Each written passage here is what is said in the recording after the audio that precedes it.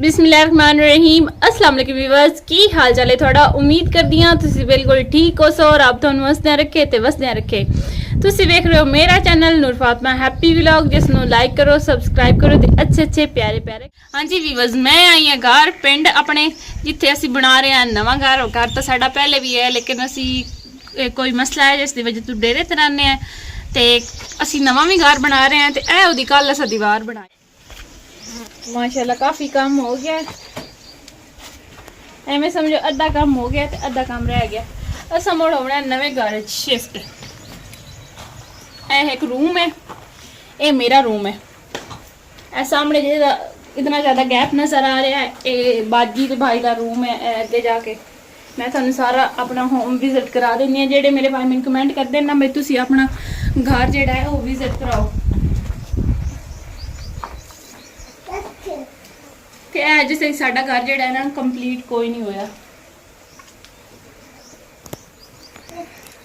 ए बाजी ते भाई दा रूम है माशाल्लाह काफ़ी बड़ा है ते मेरे वाल जेड़ा है वेखो ए सीढ़ियां बनदियां पियां इस तरह ऊपर जा रहे हैं।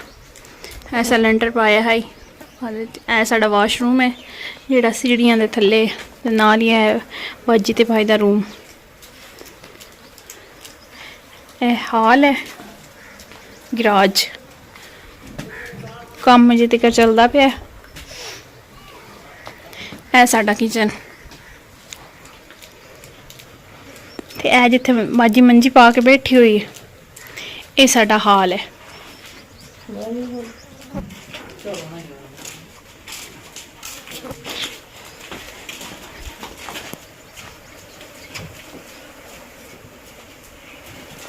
ए भी बस साडे घर दे नाल मस्जिद है माशाल्लाह अल्लाह ताला दा घर है बड़ा खूबसूरत है। एदा भी अजे तक काम चल रहा है अंदरों माशाल्लाह काफ़ी खूबसूरत उन्होंने बना लिया है साडा घर।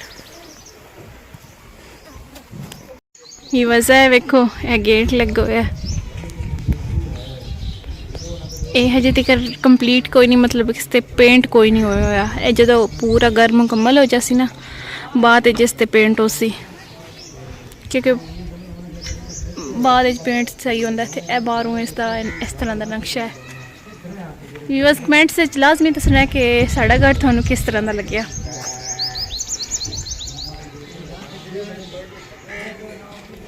ते ए है अजे तक इस काठ भी कोई नहीं लगी ते बाकी विंडो शिंडो भी कोई नहीं लगी अंदरों भी कोई नहीं अजे तक बनया। ये साडा गेस्ट रूम है मतलब इस घर दे विच ऐसा कोई नहीं दरवाज़ा रखा घर दे विचों मतलब इस दे अंदर आवन दा गेस्ट रूम दे अंदर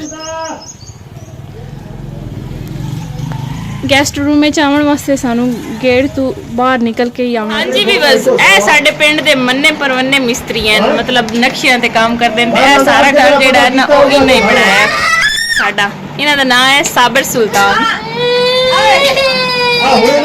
बस अज का साडा व्लॉग हो गया कंप्लीट ते इंशाल्लाह सुबह नैक्सट व्लॉग दे विच मुलाकात होसी तुहाडे नाल ते कमेंट्स विच लाजमी दस दिया तुहानू मेरा व्लॉग किस तरह का लगा साडा घर किस तरह का लगा। तुसीं वेख रहे मेरा चैनल नूर फातिमा हैप्पी व्लॉग इसनू लाइक करो सब्सक्राइब करो ते अच्छे अच्छे प्यारे प्यारे कमेंट करो शेयर करना बिल्कुल नहीं भूलना।